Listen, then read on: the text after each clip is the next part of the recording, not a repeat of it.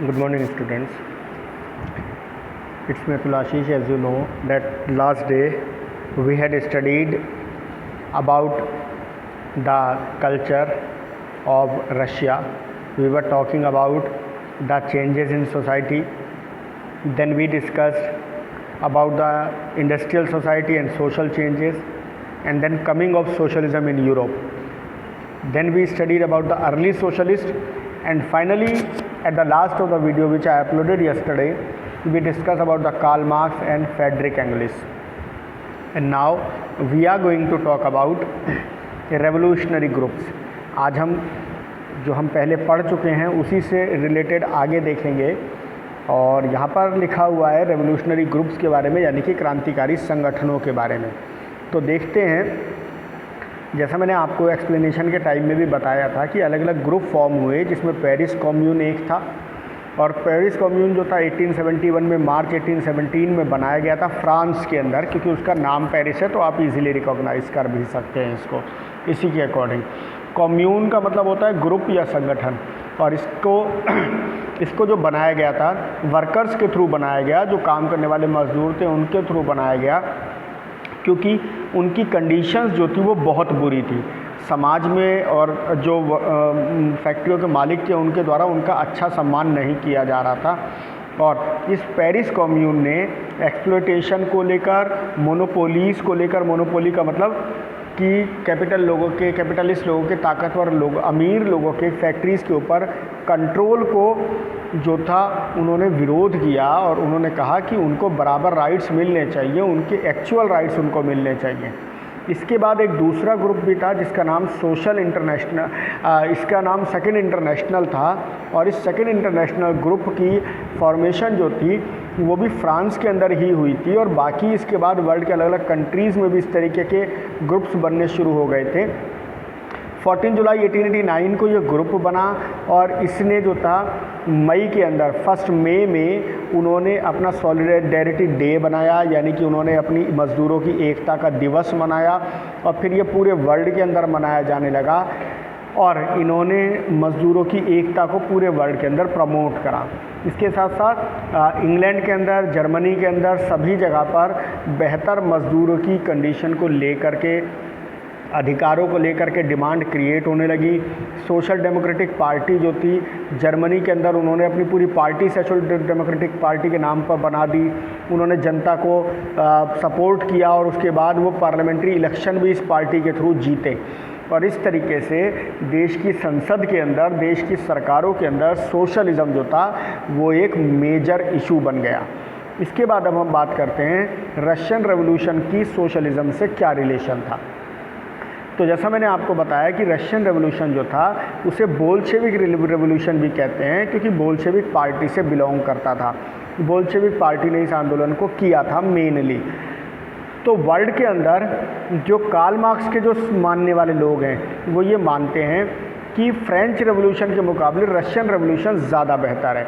अब ऐसा क्यों मानते हैं, तो मैंने आपको बताया था कि फ्रेंच रेवोल्यूशन के लोगों को लेकर के जो रशिया के रेवोल्यूशनरीज़ हैं वो ये मानते हैं कि उनके रेवोल्यूशन के थ्रू, यानी कि फ्रांसीसियों के रेवोल्यूशन के थ्रू केवल ऑटोक्रेटिक रूलिंग ख़त्म हुई थी, और इसके थ्रू डेमोक्रेटिक सिस्टम आया था। लेकिन जो रशियन रेवोल्यूशन है उस रेवोल्यूशन ने जो था वर्ल्ड के अंदर एक्चुअल सोशल और इकोनॉमिक एक्टिविटी लाई, यानी कि रशिया ने उन चीज़ों को पूरा किया जो कि फ्रांस ने शुरू किया था। इसलिए उन्होंने कहा कि उनका रेवोल्यूशन जो है वो ज़्यादा ऊंचे दर्जे पर है फ्रेंच रेवोल्यूशन के कंपैरेटिवली, क्योंकि इसने एक नई सोसाइटी को जन्म दिया, एक नए कल्चर और सिविलाइजेशन को जन्म दिया। साथ साथ उनका ये भी कहना था कि इसी के थ्रू जो प्राइवेटाइजेशन है, यानी कि जो प्रॉपर्टीज़ हैं उनको जनता को के हाथों में दिया गया, और प्राइवेटाइजेशन जो है वो रुका। यानी कि जो कार्ल मार्क्स का जो डॉक्ट्राइन था, उनकी जो सोच थी, उसको प्रैक्टिकल शेप देने का काम दरअसल केवल रशियन रेवोल्यूशन के थ्रू ही किया जा सका, ऐसा कहना था रशियन क्रांतिकारियों का। अब आगे हम देख रहे हैं, और यहाँ पर लिखा हुआ है रशिया की रेवोल्यूशन से पहले की स्थिति क्या थी। तो जो लोग एक्सप्लेनेशन में उस टाइम जॉइन थे जबकि क्लास चल रही थी, तो उन्होंने देखा होगा, मैंने बताया था 19th सेंचुरी के अंदर यूरोपियन कंट्रीज़ जो थी they were continuously accepting social and economic criteria of socialism. वो लोग सोशल इकोनॉमिक चेंजेस से गुजर रहे थे और वो लोग सोशलिज्म को एक्सेप्ट भी कर रहे थे। रिपब्लिक बनते जा रहे थे बड़ी तेज़ी से कंट्रीज़, फ्रांस के बाद इंग्लैंड, इंग्लैंड के बाद और दूसरे कंट्रीज़, जर्मनी, सब रिपब्लिक बनते चले जा रहे थे और एक नई मिडिल क्लास वर्ग बन के सामने आ चुका था। लेकिन रशिया अभी भी पीछे था। रशिया अभी भी एक पुरानी दुनिया में जी रहा था, एक ऐसी दुनिया में जिसमें कि राजा अपने आप को डिवाइन राइट से रिलेटेड समझता था, यानी कि ईश्वरीय अधिकारों से संबंधित अपने आप को समझता था। 1861 के अंदर सर्फडॉम जो था, यानी कि बंधुआ मजदूरी जो थी वो ख़त्म हो चुकी थी, लेकिन फिर भी रशिया के अंदर ये चीज़ें चल रही थी। और एक और चीज़ यहाँ पर ध्यान देने की कि उस समय में जो ज़मीनें होती थी, उन ज़मीनों के बहुत छोटे छोटे टुकड़े लोगों के पास थे और वो लोग, उनमें से ज़्यादातर ज़मीनें जो होती थी उनको जो लैंडलॉर्ड्स होते थे वो इन मज़दूरों से, छोटे किसानों से हड़प लिया करते थे कर्ज़ के नाम पर, कर्ज़ चुकाने के नाम पर। 19th सेंचुरी तक लगभग यूरोप के सारे कंट्रीज़ इंडस्ट्रियलाइज हो चुके थे, यानी कि मशीनें लग चुकी थी, लेकिन रशिया अभी भी इस मामले में बहुत पीछे था। उनका जो आधा से ज़्यादा कमाई होती थी विदेशों से, वो सिर्फ़ और सिर्फ अनाज पर बेस्ड थी, ग्रेन प्रोडक्शन और ग्रेन की सप्लाई को लेकर के थी, और उसके थ्रू जो बेनिफिट होता था वो भी जनता को नहीं मिलता था। तो लोग जो थे वो बड़े रेस्ट कंडीशन में थे, बहुत बेचैन और परेशानी की हालत में थे। एक चीज़ और यहाँ पर थी कि रशिया के जो शासक थे, जिन्हें ज़ार कहा जाता था, ज़ार जो एक टाइटल होता था रशिया के रूलर्स का, जो उनके शासक होते थे उनको ज़ार कहा जाता था। तो ये ज़ार शासक जितने भी होते थे वो लोग जनता के भले के बारे में ज़्यादा नहीं सोचते थे, जैसा लुई 16 था फ्रेंच रेवोल्यूशन के टाइम में, पुराने चैप्टर में हमने पढ़ा था। तो ज़ार निकोलस जो था उसने भी वही चीज़ें करनी शुरू करी जो कि उसके पहले शासकों ने की थी। ज़ार निकोलस जो कि रशिया का शासक था, तो उसने उन्हीं चीज़ों को फॉलो करा जो कि उसके पुराने डिसेंडेंट्स जो थे करते आए थे, जो उसके पूर्वज करते आए थे, और उसके बाद के भी लोगों ने वही किया था। यानी कि राइट्स जो थे वो अपने पास रखे जाएं और ताकतवर लोगों के हाथों में सत्ता रहे, जबकि बहुत थोड़े से लोग थे जो पावरफुल थे वहाँ, बाकी सारे लोग तो ज़्यादातर कमज़ोर लोग थे, लेकिन फिर भी वो कमज़ोर लोग थोड़े से ताकतवर लोगों के द्वारा परेशान किए जाते थे। रशिया के अंदर जितने भी ज़ार शासक होते थे वो सब लोग ज़्यादा से ज़्यादा रीजन्स को जीतते थे, और आप देखो यहाँ पर लिखा हुआ है, बहुत सारे रीजन्स के नाम लिखे हैं। ये वो सारे रीजन्स थे जिनको कि जीत करके रशियन शासकों ने अपने साथ मिला लिया था। फिनलैंड, लतीविया, लिथुआनिया, एस्टोनेशिया, पोलैंड, बहुत सारे रीजन्स उन्होंने जीते और अपने साथ मिला लिए थे, और ये कोशिश करते थे कि इन देशों की पहचान ख़त्म करके यहाँ पर रशियन लैंग्वेज और रशियन कल्चर लगाया जाए। लेकिन बाद में यही चीज़ें जो थी वो रशियन रेवोल्यूशन के लिए, उनके रशिया के लिए उनके समाप्ति की वजह बनी, क्योंकि एक बहुत बड़ा साम्राज्य उनके पास था, उसे संभालना उनके लिए मुश्किल हो गया, और फाइनली ये उनके अंत की वजह बना। अब हम देख रहे हैं रशिया के अंदर सोशलिज़म किस तरीके से आया।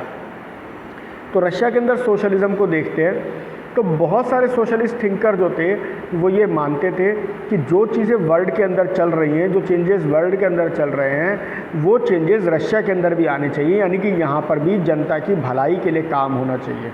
और उसके बाद सोशलिस्ट पार्टीज़ रशिया के अंदर बननी शुरू हो गई। बहुत सारी वर्कर्स के ऑर्गेनाइजेशंस यानी कि ग्रुप बनाए गए, संगठन बनाए गए। 1883 के अंदर रशियन सोशल डेमोक्रेटिक पार्टी जो थी उसकी स्थापना की गई, और इसके साथ साथ ये रशियन सोशल डेमोक्रेटिक पार्टी बाद में 1898 में एक दूसरी पार्टी बनी और इस पार्टी के साथ मर्ज हो गई। 1888 में एक पार्टी बनी, 1883 में एक पार्टी बनी रशियन सोशल डेमोक्रेटिक पार्टी, बाद में एक दूसरी पार्टी बनी रशियन सोशल डेमोक्रेटिक पार्टी, और पहली पार्टी जो थी वो इस पार्टी के साथ मिल गई और एक बड़ी पार्टी बन गई, और इस पार्टी ने मिल करके मज़दूरों के अधिकारों के लिए बात करनी शुरू करी। लेकिन बाद में एक पर्टिकुलर सवाल के ऊपर ये पार्टी दो हिस्सों में बंट गई, और वो सवाल था संगठन को लेकर के और लड़ने के, यानी कि अधिकारों के लिए लड़ने की तरीक़ों को लेकर के। और पार्टी के दो हिस्से हो गए, एक हिस्सा मेंशेविक कहलाया, एक हिस्सा बोल्शेविक कहलाया। बोल्शेविक के जो लीडर थे वो व्लादिमीर लेनिन थे और मेंशेविक के लीडर ये थे अलेक्जेंडर केरेंस्की। हम आने वाले चैप्टर के हिस्सों में इनके बारे में और डिटेल में जानेंगे। पहले मैं यहाँ पे आपको बता दूँ कि बोल्शेविक लोग जो थे वो चाहते थे कि सभी लोग उनके साथ आ जाएं, मेंशेविक लोग चाहते थे कि सभी जनता जो है, जनता के जितने भी वर्ग जो है वो उनके साथ आकर के मिलें और सब अधिकारों के लिए लड़ाई करें। जबकि बोल्शेविक लोगों का कहना था कि केवल वेल एजुकेटेड और ऑर्गेनाइज्ड लोग, डिसिप्लिन्ड लोग उनके साथ आएँ ताकि आंदोलन एक बेहतर तरीके से चलाया जा सके। और इसी सवाल पर इन दोनों के बीच में बंटवारा हो गया था। आगे देखेंगे अब हम, और यहाँ पर लिखा हुआ है, जो चीज़ें यहाँ मेंशन्ड है उनको हम देखते हैं। क्या लिखा है कि कार्ल मार्क्स जो कि बोल्शेविक लीडर्स थे वो ये समझते थे कि वो ज़्यादा बेटर तरीके से कार्ल मार्क्स और फ्रेडरिक एंगेल्स के आइडियाज़ को फॉलो कर सकते और वो उन आइडियाज़ से बहुत ज़्यादा प्रभावित भी थे। नेक्स्ट टॉपिक आता है 1905 के समय में मुश्किल का दौर शुरू हुआ रशिया के लिए, क्योंकि यहाँ से क्रांति की शुरुआत हुई। एक्चुअली हुआ क्या कि 1904 के अंदर रशिया को बहुत सारी परेशानियां झेलनी पड़ी, और वो परेशानी ये थी, पहले तो रशिया के जापान के साथ एक जंग झेलनी पड़ी और उस जंग के अंदर रशिया को जापान ने हरा दिया और इस हार ने रशियन लोगों को बहुत ज़्यादा नाराज़ कर दिया। और इस जंग का एक रिज़ल्ट और भी निकला कि देश के अंदर चीज़ों की कमी हो गई, सैलरीज़ कम हो गई और वर्कर्स की कंडीशंस जो थी वो बड़ी बुरी हो गई। और उस समय में जनता जो थी वो अलग अलग एसोसिएशंस के साथ और पार्टीज़ के साथ राजा के विरोध में जुड़नी शुरू हो गई, और बोल्शेविक के फॉलोअर्स की और मेंशेविक, ये जो दो पार्टियाँ थीं, इनके फॉलोअर्स की संख्या बढ़ने लगी। 9 जनवरी 1905 को एक इंसिडेंट हुआ जिसमें कि लोग जो थे सेंट पीटर्सबर्ग, जो कि उस समय रशिया की राजधानी थी, वहाँ जा रहे थे ज़ार से मिलने के लिए, अपनी अर्जियाँ, अपनी परेशानियाँ रखने के लिए, लेकिन ज़ार ने उन लोगों के ऊपर गोली चलवा दी और वो लोग मारे गए। इस घटना को रशिया के अंदर ब्लडी संडे यानी कि खूनी रविवार कहा जाता है। और ये घटना जो थी उसने पूरे देश के अंदर बहुत सारी परिस्थितियाँ बिगाड़ दी और पूरे देश के अंदर बहुत ट्रबल का, बहुत मुश्किल का दौर शुरू हो गया। देखते हैं क्या हुआ। इसके रशिया के कई आर्मी ऑफिसर्स ने, नेवी के कई लोगों ने विरोध करना शुरू कर दिया सरकार का और सरकार के खिलाफ खड़े हो गए।